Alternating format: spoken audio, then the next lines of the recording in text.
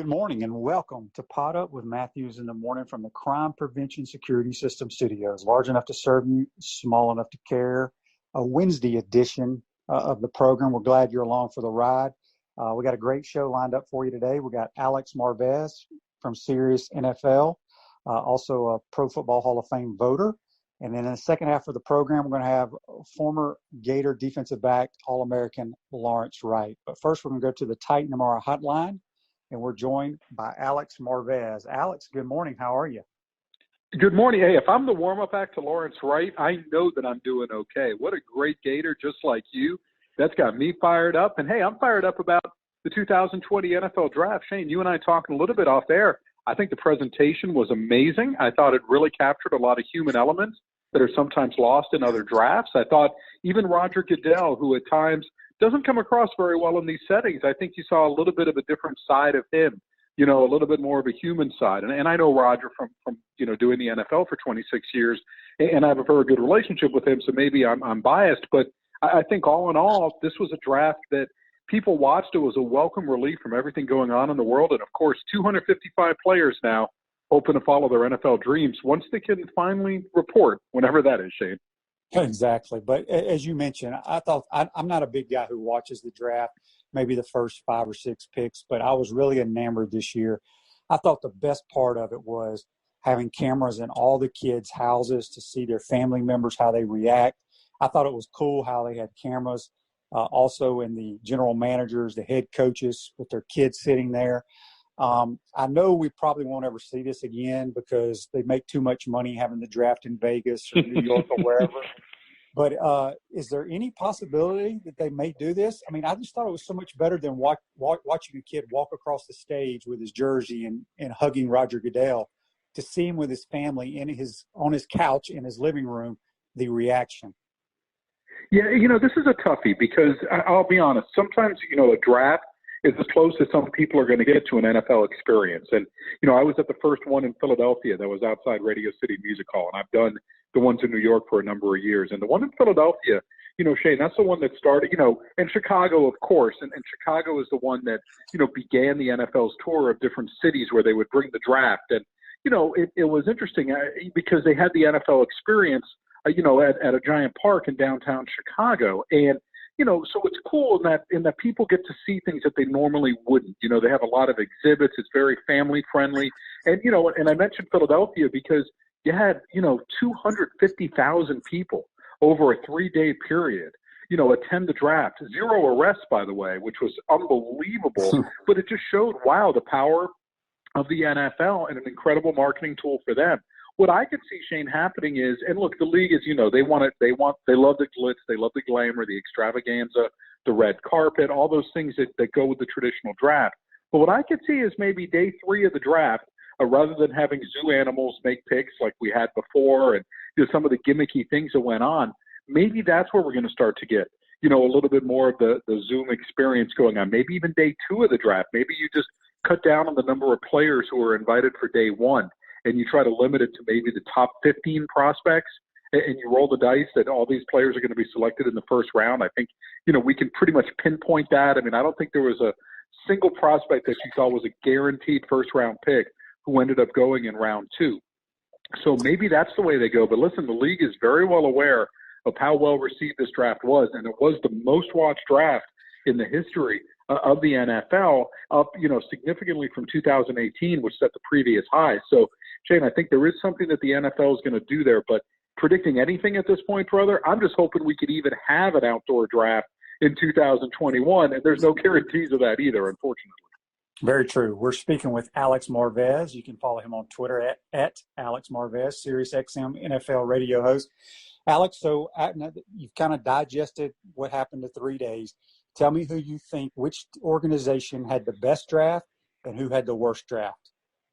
Well, I think that when it comes to, I like, it's interesting because I'm actually pretty darn positive for a lot of these teams, and it's because they filled needs, right? And Shane, that doesn't mean that they're going to hit on these picks and that the needs are ultimately filled, but this was a need draft. Detroit at number 3, Jeffrey Okudah, right? They needed a cornerback. Of course, because we assumed going in, Joe Burrow 1 to Cincinnati, Chase Young 2 to Washington, no shock there. it was almost a draft by the numbers in that regard, right? With teams that were filling needs. I like what Jacksonville did because I think that, C.J. Henderson and Chason from LSU, those guys could be, cornerstone players for them for years to come. And I'm talking about Caleb on Chason, the edge rusher. Actually, he's a little bit of everything at linebacker. He's only started 16 games for the Tigers, and this guy's going to be pretty good. And I thought they addressed some things on their roster that were a little bit shaky. The one draft that everyone is going to question, well, two of them. First, the Green Bay Packers. And Shane, this one was interesting because they could spin it whatever way they want about Jordan Love. But the reality is that for the first time in Aaron Rodgers' NFL career, the clock is ticking. And, for his time in Green Bay. How is he going to respond to that? You see a team that's making itself over. They didn't draft a single wide receiver to give him help, Aaron. I mean, and it's interesting, Shane, since he was selected in 2005, the Packers have never spent a first-round pick on a running back, wide receiver, or tight end. They've never helped surround him. Yeah, because, oh, wow, Aaron can carry us, right? Well, now it's a very different Packers team. It looks like they're trying to win, running the football, playing defense, not putting the football in Aaron Rodgers' hand. So I don't want to say it's not going to end well. I just don't think Aaron Rodgers is going to end his career in Green Bay like a lot of us thought was a possibility. So that Jordan Love pick, it doesn't make the Packers any better, in my opinion, in 2020 while the window is still open for A-Rod to get another Super Bowl title. The other pick that's obviously controversial is the one in Philadelphia involving Jalen Hurts. You just gave Carson Wentz $109 million guaranteed last year as part of a contract extension. You, assuming you want to keep the football in his hand, right? You don't necessarily want to take him out. You want to be able to utilize him. It's almost like when you had Tom Brady in his prime and you're sending him out of a game. Huh? What? So that's why that one was a little bit interesting to me, and especially the logic of Howie Roseman saying, the general manager saying, hey, look, we want to become a quarterback factory. Well, I think back before, the collective bargaining agreement was in and all these restrictions were made on practice, it's one thing. Now it is so difficult to develop a backup quarterback in this league, Shane, and you know it from having been there. The snaps are so limited. It's just really hard. So I think those are some things to consider. Like that one for the Eagles to me was just a very curious pick. Maybe they have a package in mind for Jalen Hurts, and that's all well and good. Don't get me wrong. But when we talk like Taysom Hill, let's not forget Taysom Hill was an undrafted college free agent, okay, right, who they've converted into a jack of all trades, not a second-round pick for a team, again, that you would think is close. And there's one caveat I want to say about all these things that I'm talking about here. Shane, I think because this hasn't happened since 2011, the lack of an off-season program, that was back during the lockout. This year, I know that there's a virtual off-season program, and I talked with Adam Troutman, the New Orleans Saints tight end, just selected in the third round out of the University of Dayton. He was telling me, hey, look, they're going to send me a tablet. We're going to go over some things in the playbook, and he was pretty much told, don't expect to come into camp until at least July, and that's if they can hold camp as normal. I don't know if NFL teams are going to be able to hold camp as normal. So I think projecting rookies to make a huge impact out of any year, this might be a really tough year for that to happen. That's why I'm bullish on a team like the Kansas City Chiefs that returns so many starters and to keep Sammy Watkins and to re-sign a former Gator Demarcus Robinson this offseason among moves that they made. I think that that's so significant because I think the teams that have experience playing together are going to be the one that benefit in absence of the off-season programs the way that they are normally and perhaps a truncated training camp. We're speaking with Alex Marvez. Alex, the SEC, I think, had 64 players selected. 15. And that was just in the first. That was just the first two rounds. No, all 64 in the first two rounds. That was it. Oh, and they were all from LSU and Alabama. It was really weird. It was just strange. Yeah, the SEC continues to dominate the draft. But let's talk about the three teams here in the state of Florida. The Dolphins take Tua. How would you rate their draft? Well, that's the big question of the medical. And Shane, I'm not a doctor, nor do I play one on your podcast. But, if they are comfortable with the medical, and it's not just Tua's hip, it's having 2 ankle surgeries, it's an arm injury, a wrist injury that he suffered at Alabama as well. If you're confident that this young man doesn't have a penchant for injuries, and that's something that's hard to quantify, and I don't think it's necessarily reckless playing style, but if you feel good that he's at no greater risk of re-injuring his hip playing for you, it's an outstanding pick. I mean, it's interesting in that he's the first left-handed quarterback that we're going to have in this league since Kellen Moore back in the 2015 season. We haven't had a left-handed quarterback since. It will require the Dolphins to do some things a little bit differently. It places a greater emphasis on the right tackle than the left tackle. But, speaking of left tackles, they did draft Austin Jackson of Southern Cal. I believe he's 20 years old. That's it. Someone who, should be able to develop into a great replacement for Laramie Tunsil down the road. And they did draft a cornerback from Auburn. Yes, another SEC guy. Talking about Noah Bignagne, who's just really, really fast. His parents, in fact, both, world-class caliber sprinters, and the good genetics from him. So I think the Dolphins helped themselves. The big question there, Shane, again, no off-season program, virtual off-season program, and so much change on the coaching staff. There was change on the roster, huge amounts of new players coming in. I think everyone's got to get name tags when they're finally able to go to team headquarters, and it's going to take some time for everyone to get to know each other. But the Dolphins, there's no question. You look at this roster, a zillion times better than it was last year. Tampa Bay, obviously a lot of excitement with Brady and Gronk going to be there. How do you like this team and what they did in the draft? I love the Tristan Wirfs acquisition, right? Moving up a spot, with San Francisco, because the Dolphins apparently were sniffing around on Tristan Wirfs. And, San Francisco didn't want to fall too far because they had their eyes on South Carolina's Javon Kinlaw. So, for Tampa Bay now to get a right tackle, someone who will try to compete to start on day one, I think that was fantastic for them in the draft. Of course, a lot of folks are going to be wondering, why didn't you take a running back earlier on? They do have confidence in Ronald Jones. And I think, too, running back is an area where there may be some talent available later on that they're going to be able to add. We'll see how that plays out. It's clear that this is a very tight end-centric offense at this point, and they're going to be trying to utilize that moving ahead. Antoine Winfield Jr., he's a little undersized, and he had an injury history in Minnesota. But when he was healthy in 2019, the guy had 7 interceptions. He's a ball hawk. And by the way, the Bucs did address the running back position, Keyshawn Vaughn, in the 3rd round. We'll see what he's able to do, splitting snaps with Rojo. But, this was a team. They have, what I love about it now, is that they have a vision. And under Bruce Arians and Jason Light, and now the Bucs are showing, why did they keep Jason Light? He survived Lovie Smith. He survived Dirk Cutter. So clearly he's doing something right here, working with a head coach, giving him pieces that the head coach, can use. And I think on top of that, too, this is a team, as Bruce Arians would say, no risk it, no biscuit. Well, what they're doing now, going for it all basically this year and next year with Brady and Gronk, I think that's a tremendous thing for Tampa Bay. And, good for them. Rather than say, oh, well, we're going to re-sign Jameis and give it another year, or we're going to draft a quarterback. No, they feel they can compete now. And when you look at them on paper, this is the best Bucs team we've seen in a long time. I agree. The Jags, address defense a lot in their draft. I do like the C.J. Henderson pick, but they didn't really get a whole lot of guys that can score touchdowns to help Gardner Minshew. Yeah, and this is so let me just I will put a little caveat to this. Tony Khan, son of Shad Khan, is my boss at All Elite Wrestling. So, I look at the Jaguars a little bit differently, maybe than some others. And I just get a feeling that this is a team that is planning to win more games on defense than anything else. It is a clearinghouse year. Look, you have Leonard Fournette, who was being shopped before the draft, no takers. Yannick Ngakoue, nobody wanted to give up the draft capital or give him the type of contract that he was looking for. I think both of these guys may end up being traded for picks in 2021.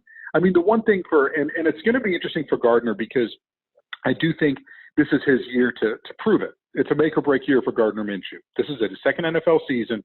And, the Jags haven't signed Cam Newton. They haven't done anything major. They did draft Jake Luton out of Oregon State as a developmental quarterback potentially. But let's be real here. This is Gardner Minshew's chance to try to get this thing going. And we're going to see.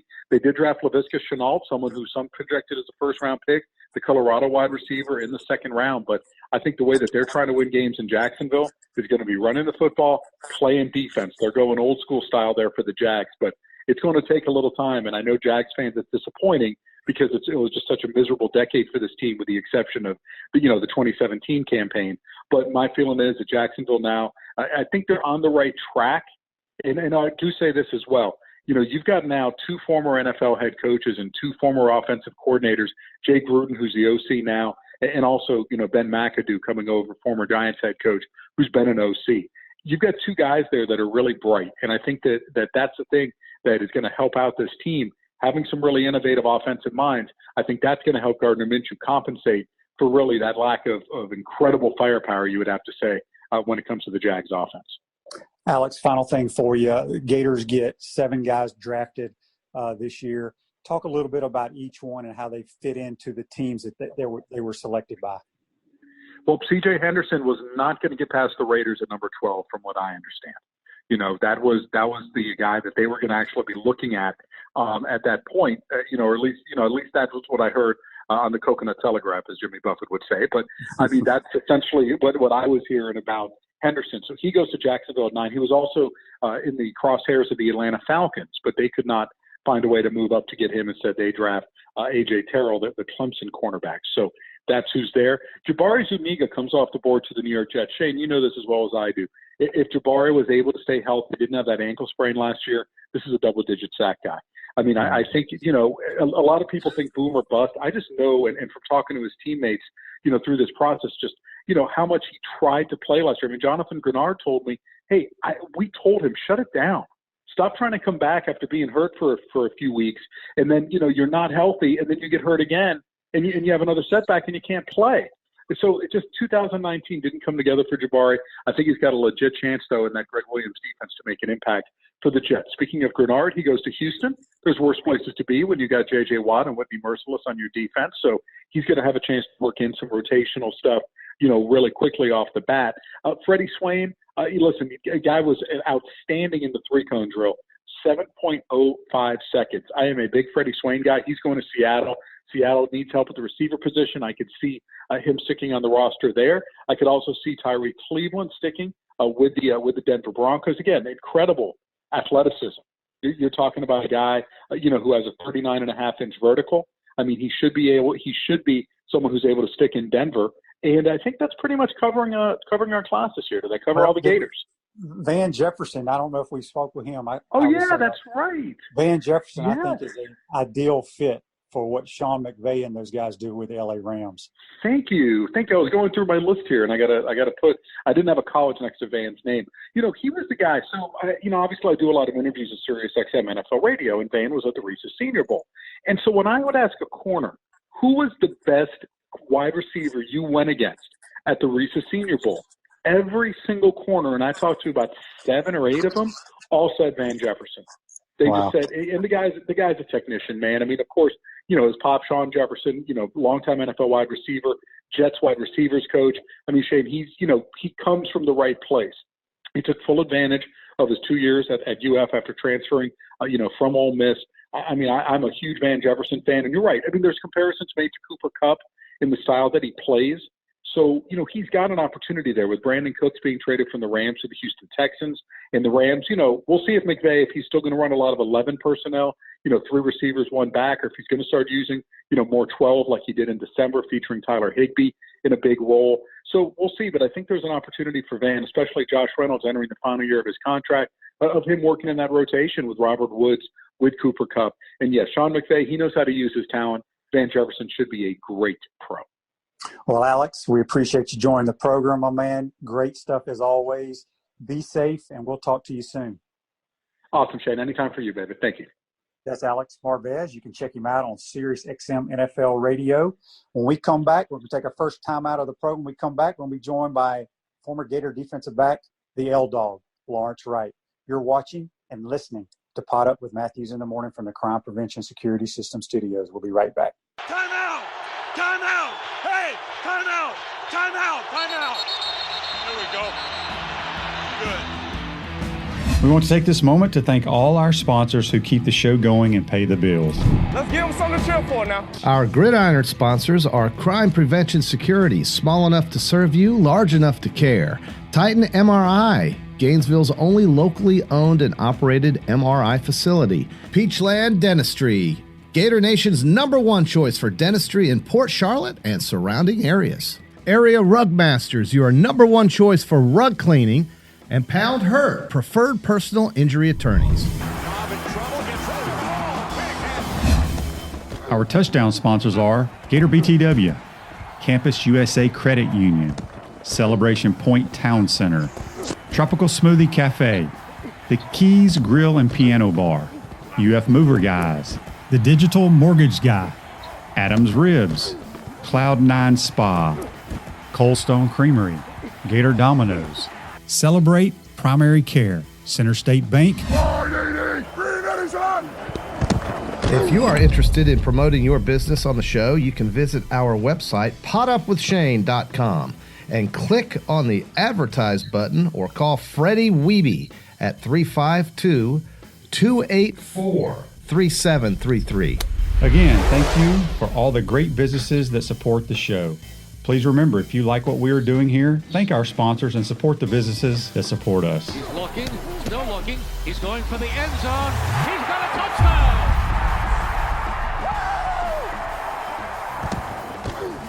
Welcome back to Pod Up with Matthews in the Morning from the Crime Prevention Security System Studios. Large enough to serve you, small enough to care. I want to thank Alex Marvez for joining the program. Always gives us great insight on what's going on in the National Football League. Hope to be joined by Lawrence Wright here momentarily. But first, Celebration Point is where the Gators come to celebrate. With premium brands like Bass Pro Shop, Palmetto Moon, Skechers, Starbucks, the Keys Grill and Piano Bar, Select Shade, Regal Cinemas, and coming soon, the HBC's new restaurant, Spurrier's Gridiron Grill. We will see you at Celebration Point where the Gators come to celebrate. Let's get to our play of the day, which is This Day in Sports, brought to you by Area Rug Masters. Is your whole family stuck at home and tracking in more than usual? Take your rugs to Area Rug Masters for a BOGO rug cleaning. When you mention the code Shane, call 352-448-5999. And This Day in Sports, back in 1986, Roger Clemens of the Boston Red Sox strikes out 20 Seattle Mariners. That's a lot of dudes to be striking out. So that was This Day in Sports, brought to you by Area Rug Masters. Like I said, we're hoping to be joined by Lawrence Wright, waiting for him to call into the program. In the meantime, we'll take your text or calls. We have a couple of Facebook Live comments brought to you by Pound Hurt, your preferred business interruption attorneys. And Kyle says, good morning. Rick says, another year and I didn't get drafted. Well, Rick, I'm still waiting to get drafted as well. I was not drafted, and it stinks when you're waiting on that phone call and it never comes. Scott says, L-Dog, love you. Glad you stayed a Gator. And those comments are brought to you by Pound Hurt, your preferred business interruption attorneys. And again, we're hoping to be joined by Lawrence Wright. In the meantime, if you have any text, the text line on the Titan Amara text line is 352-353-7465. I know that our marketing staff had a kind of a poll question on our Facebook page referring to should Tua wear number 13 for the Miami Dolphins since it is retired. Obviously, the all-time great Dan Marino wore number 13. That's kind of an interesting question, and pretty much everybody said heck no. I do agree, but then on the other hand, I kind of don't see what's wrong with him wearing 13. Here's the reason. I'm going to tell a quick story while we're waiting on Lawrence Wright. So I always wore number 9. So when I'm signed by the Washington Redskins, they only had, I think, one number retired at that time. I can't remember, maybe 2. Well, number 9 was not retired, but it was worn by Sonny Jurgensen, who was also part of their radio broadcasts for the Redskins.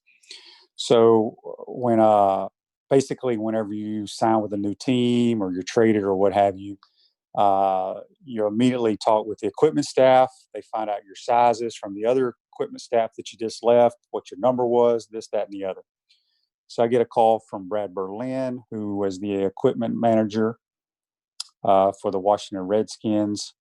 And I said, I want to wear number 9. He's like, oh, you're going to have to check on that. And the reason is it wasn't retired. I said, well, it's not retired. He goes, well, it's Sonny Jurgensen's number. So I actually called Sonny Jurgensen personally, had a great conversation, 10 or 15-minute conversation with him, talking about, I'd love to wear number 9. That's always been my number, blah, blah, blah. He's like, that would be wonderful to see number 9 in a Redskin uniform back out on the field. Well, long story short, the very next day in the Washington Post, Sonny Jurgensen had called some of his buddies that write for the Washington Post and was bitching and complaining that the Redskins were going to possibly let me wear number 9. He was upset because they had not retired it. So since it was not retired, I didn't think there was any issue after me personally asking him if he didn't mind me wearing it. So I had to basically, he was so upset about it. I said, you know what? I'm not going to wear it. So I'm going to wear number 6 and upside down number 9. And so that is so the reason I bring that up is because I do agree, 13 is retired, and obviously Dan Marino's career, who knows, Tua probably will not play up to his caliber. But, if Dan Marino says it's okay for him to wear it, it's okay for him to wear it. Coach Spurrier unretired his number 11 here, and also Scott Brantley here at Florida, number 55. So we have no retired numbers here at the University of Florida. So I thought that was quite interesting. And everyone said, heck no to allowing Tua to wear number 13. But, yeah, that's kind of why I ended up wearing number 6. I had to wear 6 at a couple of other teams in the National Football League because 9 was already taken once I got there. And I was like, you know what, I'll just wear the upside down 9. And there you have it. We're still waiting on Lawrence Wright. So we'll see what's going on with him. But here's what we're going to do. We're going to take another timeout. And when we come back, I'm going to try to give Lawrence a call. And so we're going to take our second time out of the program. You're watching and listening to Pod Up with Matthews in the Morning from the Crime Prevention Security System Studios. We'll be right back. Time out! Time out! Hey! Time out! Time out! Time out! There we go. Good. We want to take this moment to thank all our sponsors who keep the show going and pay the bills. Let's give them something to cheer for now. Our Gridiron sponsors are Crime Prevention Security, small enough to serve you, large enough to care. Titan MRI, Gainesville's only locally owned and operated MRI facility. Peachland Dentistry, Gator Nation's #1 choice for dentistry in Port Charlotte and surrounding areas. Area Rug Masters, your #1 choice for rug cleaning. And Pound Hurt, preferred personal injury attorneys.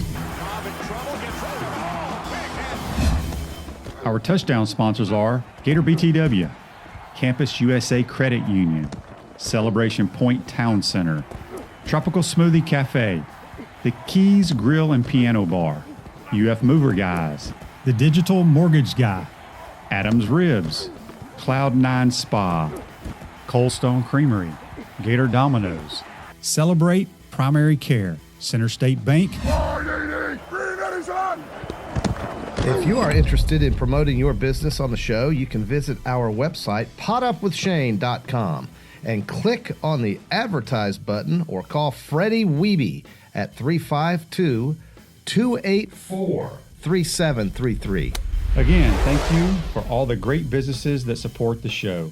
Please remember, if you like what we are doing here, thank our sponsors and support the businesses that support us. He's looking, still looking. He's going for the end zone. He's got a touchdown.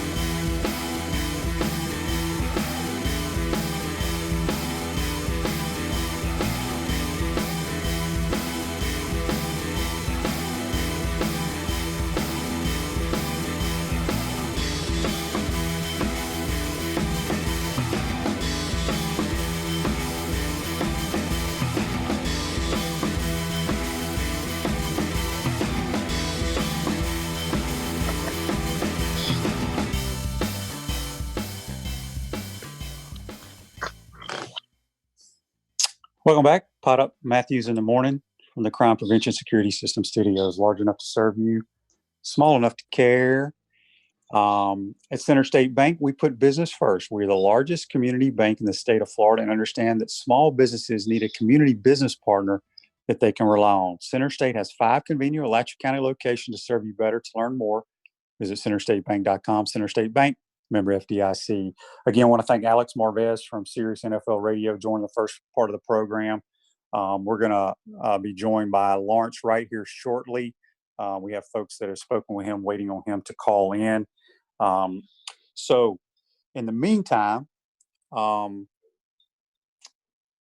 let me see here. In the meantime, I wanted to discuss who we have on the program for tomorrow. Tomorrow we'll have head softball coach Tim Walton, just talking about how their season ended, kind of give us what his girls are up to now. You know, he had several of his seniors have decided to come back. A couple decided to forego their final year. We'll see where the state of the program is with Tim Walton and Gator softball. And then our Gator great will be Shannon Snell, big offensive lineman, now here locally, runs Sonny's Barbecue, does a tremendous job as the pit master. If you got a comment on the draft, Gator football, whatever you want to talk about, give us a shout. And that text line on the Titan MR text line is 352-353-7465.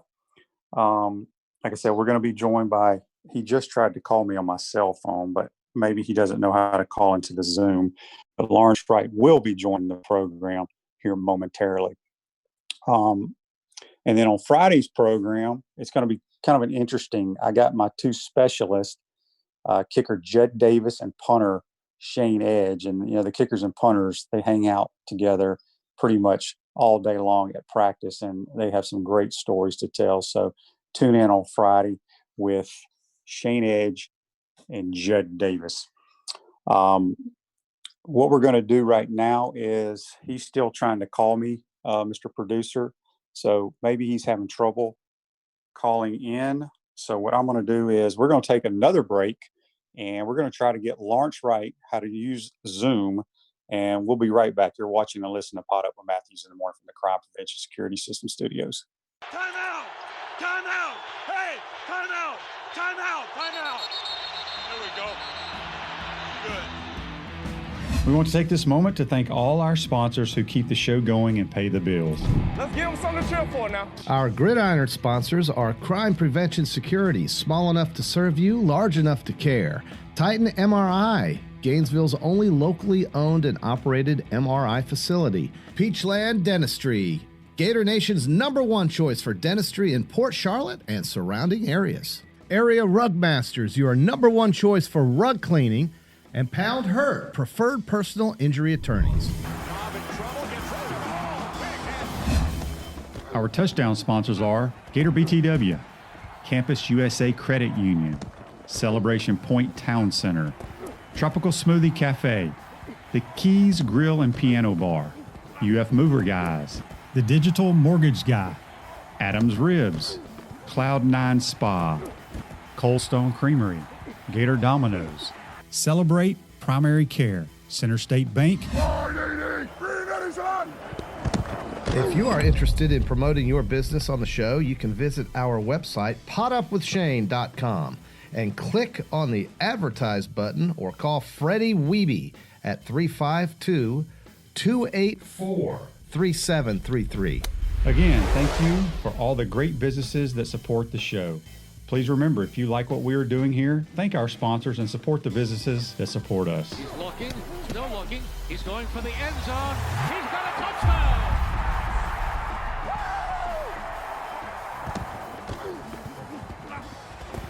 All right, welcome back to Pot Up with Matthews in the morning from the Crime Prevention Security System Studios. Large enough to serve you, small enough to care. We're going now to the Titan MR hotline. We're joined by Gator great, Jim Thorpe Award winner, Lawrence Wright. Lawrence, good morning. How are you, buddy?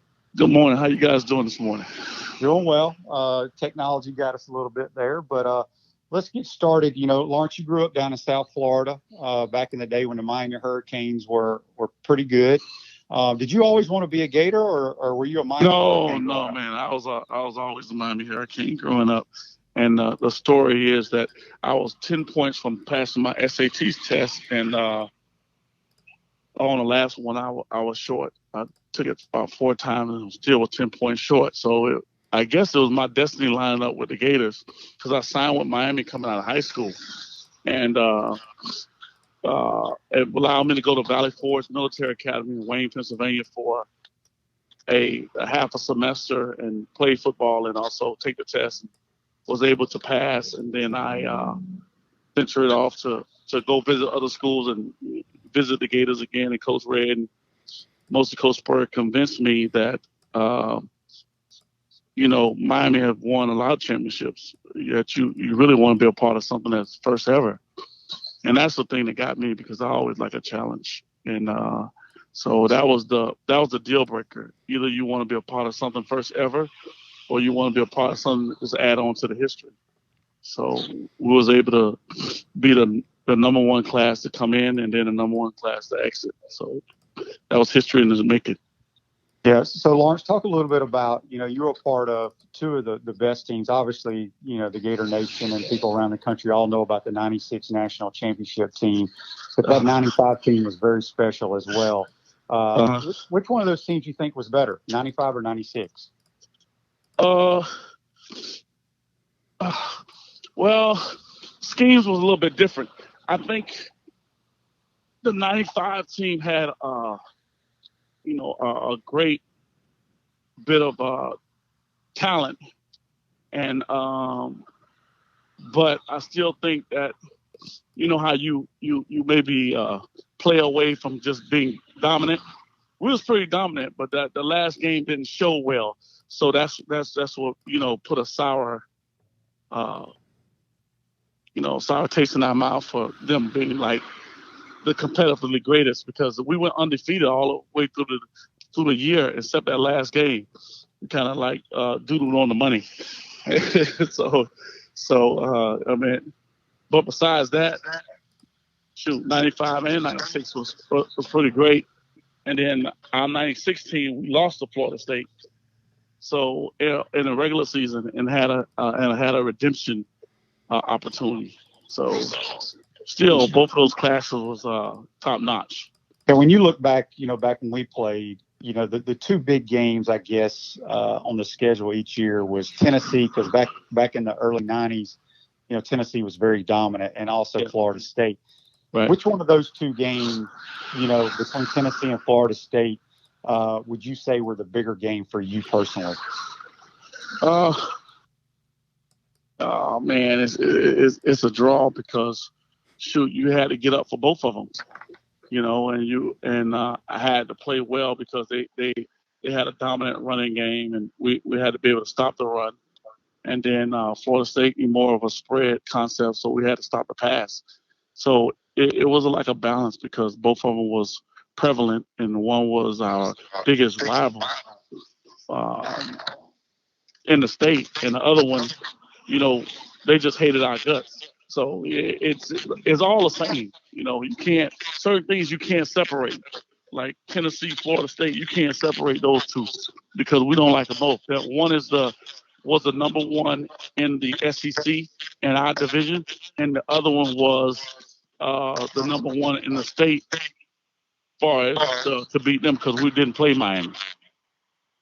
So you watch a lot of football with the targeting. How many games would Lawrence Wright got kicked out if you were playing? I wouldn't have made it. I wouldn't have made it. You wouldn't have made it. No, I wouldn't have made it. I wouldn't have made it, because it's bullshit. First of all, if anybody gonna say that you have to get control of yourself, and you give the defensive player a penalty, and then you kick him out of the game, that's bullshit. That's not a real game. The game is that we need to get better equipment. Have these guys to wear better equipment and be better prepared, that they can take a bruising hit, because that's a part of the game. You signed up for it. Don't try and change the rules. It's a gladiator sport. Don't try to make it a flag football. It's not flag football. You sign up for it. That's why you train over the off season, to be prepared, to be able to make your body can take that kind of contact, take that kind of pounding, and that's just my thought. I'm not sensitive to the modern day football, concept, and then they benefit and say they're better athletes, or they're definitely not tough. So I don't too much. I wouldn't have made it because I'm going for the head every time. And speaking of that, would you say the hit on Tennessee's Joey Kent was the hardest hit you had when you were here as a player? Not really. You remember when your 94. I was gone. 94, you was gone, but it was a year we went to Auburn, and we went to Auburn, and we was going to be up 21. We was going to be up 21-0. Danny threw an interception. He threw an interception, and the guy returned it for a touchdown. So it was like a 14-point swing. But they was driving in the last seconds with Dan White, I think it was, and Frank Sanders. And they gave me a personal foul penalty on a 4th and 10. I hit him so hard inbound, he flew 6 yards out of bounds, and they gave me a personal foul penalty. And that put him in the field goal range to kick the field goal. Okay. Well, we're speaking with Lawrence Wright, number 4 for the national title. Jim Thorpe Award winner, also a member of the Florida Hall of Fame, also the Florida-Georgia Hall of Fame. Talk a little bit about that. You were inducted in the Florida-Georgia Hall of Fame. How special and how fun it was playing the Dogs over in Jacksonville. Well, those guys didn't have a chance when we was on our run. Even when they was touted, like when Garrison Hurst, they was touted to be better than us, or that time in 1990, I want to say 2. That is when you guys your senior year, to beat them and stop Garrison Hurst from getting 100 yards, and it was just a great opportunity for us. But Georgia we really dominated them throughout our whole time there. They was never on the clock.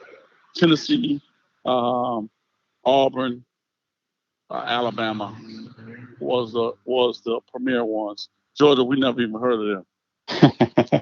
We're speaking with Lawrence Wright on the Titan MR hotline. On the Titan MR text line, we got a text from Larry for you, Lawrence. He wants to know, talk about the bond that your senior class had among one another.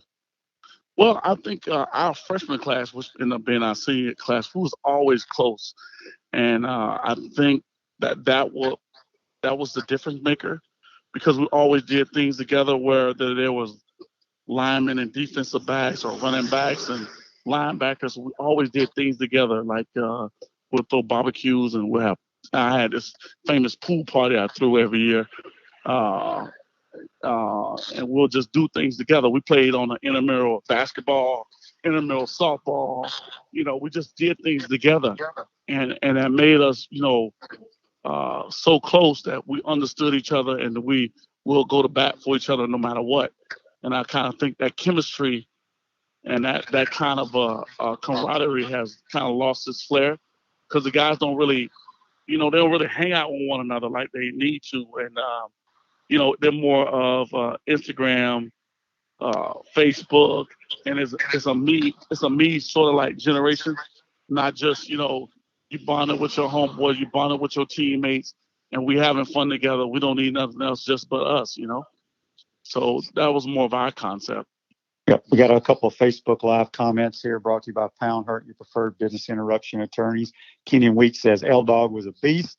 Danny says Lawrence had swag, and we need Lawrence with some recruiting help down in Miami. Well, who said I was a thief? Kenyon Weeks. Oh, I don't know him. I don't know what I stole. I don't know what I stole. No, he said you were a beast. Oh, Kenyon beast. Weeks, Oh, basketball player Kenyon Weeks. Oh, the basketball player. Oh, yeah. He was true. Yeah, man. So it's one of those things, man. I think at the end of the day, I think it's all leadership and it's bonding. it's just, you wanting to be the best and working hard and being really determined. And I think we had a special group, even when you was there, Shane. It was a special group, and it wasn't just um, normal.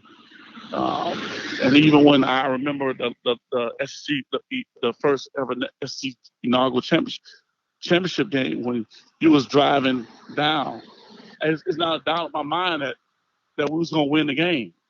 And it just so happened that we didn't make that play, but it was no doubt in my mind. We had them on the ropes all along. Jason Odom and Reggie Green was tearing their ends up, huh? Was tearing they're supposed to be so great, and we was tearing them up. And that was a special year.